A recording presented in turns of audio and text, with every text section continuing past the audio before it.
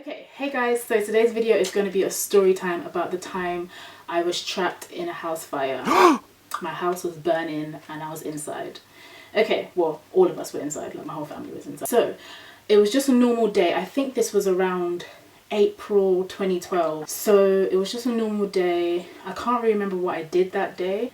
I came back and I was on the phone with my friend, Jeremiah, if you're watching, hey. So I was on the phone with my friend Jeremiah. I just remember hearing a lot of commotion in the corridor, but I just kind of ignored it. Not ignored it, but I didn't really take it that seriously. And then, did the smoke alarm go off? Yeah, after a while when it spread. So the smoke alarm didn't go off. So I think I heard someone say fire, but I didn't really take it seriously because the smoke alarm wasn't going off. And I just didn't take it seriously. I should have, but I didn't take it seriously. So I was on the phone. And the person I was on the phone to was like, what's going on? And I was like, just ignore it. It's probably just stupidness.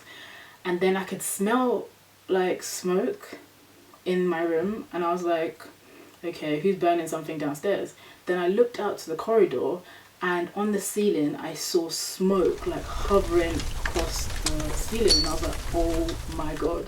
Okay. And at the time we had, my little niece came round and we had a bunk bed. My little niece came round and she was sleeping on the bottom bunk and literally fast asleep. So I went to panic mode, and by this time the smoke alarm went off and I was like, oh crap, we're actually in a house fire. So I had no idea how the house fire happened, and I literally just like started to get the kids out the window. Okay, so then I had to get my sister and my little niece out, well, cousin, niece, whatever you want to call it, you know, just family friends that just sleeping in your house, out of the window. So when I was trying to wake this little girl up, the girl that was sleeping around her house, she was all acting like, I was like, my friend, will you wake up, we need to get out. So I opened the window and we have a ledge on this window, so we jumped on the ledge and then jumped down from there. And a little fun fact, okay, I don't like to wear clothes when I'm sleeping. So that day, in the case of the emergency, I had to leave outside, out the window in my knickers, okay, and the neighbours saw. So I think I was wearing a top, but I was still wearing my knickers. Okay. Anyway, so we managed to get out the window, and then the fire was still downstairs. At this point I had no idea what caused the fire, nothing. So we went straight to our neighbour's house, who lives next door, who we never speak to, who we never had a conversation with, which was really awkward because she literally just lives by herself with like 5 cats. You missed out a huge chunk. What chunk? The bit where you left me in the house. No one left her in the house, just ignore her. Okay, so we had to sit in this woman's house, and obviously we were crying, we were like all panicking, we were like in a bit of a state, so we were just sitting there and all her cats were just like circling us. And at this point we were kind of scared of animals, and we were just sitting there like crying, and then the cat would come and like Literally had that portrait. And then we were literally just sitting there like, what is life, like what's going on, like everything happened so quickly. So then the fire brigade came, and I think they put out the fire quite quickly. And then we had to go to our other neighbour's house who we actually talked to, Craig. So we went to Craig's house, and we were just chilling in Craig's house, and I'm not sure how long we were in Craig's house for. We slept around. Did we? Yeah, remember we slept in the guest room. Me, you and Tommy and Daddy. Oh, okay, because well, Dad went to hospital. Oh yeah, okay, so yeah, we slept, I can't remember that actually, but yeah, we slept in Craig's house, and then the day after, I think, we went back to see the house. Girl. Our shit was crisp, okay? There was nothing there. Okay, not the whole house burnt down, but it was basically the kitchen and the conservatory, because we had a conservatory bit where we had half of the conservatory was like a living room, extended to the living room, and then the other half was the extension of the kitchen. So it basically had like the tumble dryer, the washing machine and everything. And basically what happened was my brother was washing his jeans, which he had to wear the next day, and our tumble dryer was already a bit dodgy, okay?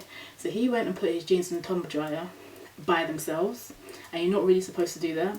So the tumble dryer got really, really, really hot and blew up, basically. So that's basically what happened, why the fire started. So the whole kitchen and the whole conservatory area was crisp, burnt to a crisp, like it was literally charcoal burnt.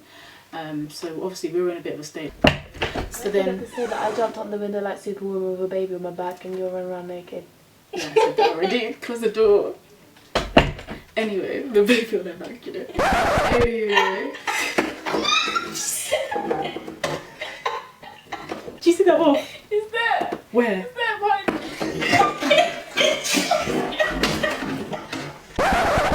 So, where was I?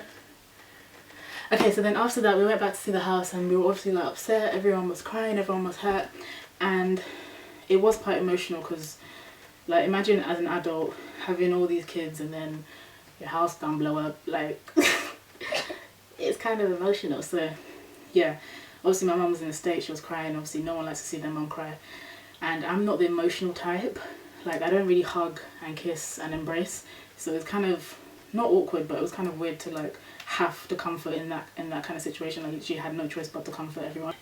So after that we basically had to go to a hotel to live because the house was unlivable, like the smoke from the fire, we couldn't breathe it in, and I'm asthmatic, so if I breathed it in I would have died. So no, I'm not over exaggerating, that's what the guy said. Okay. Anyway, so we had to live in, what hotel was it? Novotel? Oh no, Holiday Inn. We lived in Holiday Inn for like probably over a month. We literally lived on takeaway for like a month, which was quite unusual for us because we literally eat home food all the time. But we ate takeaway for like a month. We literally went to that McDonald's every day, and they literally looked at us like we were crazy, but we had no choice until the house was getting fixed. At the hotel it was actually quite fun because I don't know, it was, ooh, I don't know, was it fun? I found it fun. It was fun. It was fun in the hotel to live there for a bit while. It was stressful. It was stressful and fun. It was stressful the fact that we had nowhere to actually go, and it was fun because, you know, it was just a different environment. So yeah, we came back to the house probably like, I think end of May, June, right? I can't remember. But then literally I went to uni in September, and then when I came back from uni to just visit, the house was like pretty much done. My neighbour, who's actually a builder, Craig, he fixed the kitchen. Obviously we had insurance and all that kind of stuff, all that good stuff. And he fixed a new conservatory for us, so now we have a new conservatory, we have a new kitchen, and I obviously really like the new kitchen compared to the old one because the old one was freaking, it was a hot mess. So it's kind of like bittersweet that happened because we actually needed a new kitchen. If we were sleeping, actually it was quite late, it was around 11, right? And if we were actually asleep and the smoke alarm didn't go off, which it didn't, it took a while for the smoke alarm to go off, we would have actually died. So we have to actually thank God that we're here today, because it could have been a serious fatal incident if, you know, no one was awake. So, you know, things happen for a reason. Thank God we're alive, we're all here today, we're all breathing fine, I don't have any asthma issues, and you know, nothing bad came out of it, which is crazy because such a horrible thing, but nothing bad came out of it. So yeah, that's basically the story about me being in a house fire. Let me know if you want more story times and I'll do them, and I'll see you guys in my next video. Bye. Okay, so dating. In regards to dating, what is there to say about it? Nothing much really. I'm still single as usual. Literally been single all my life. I'm joking.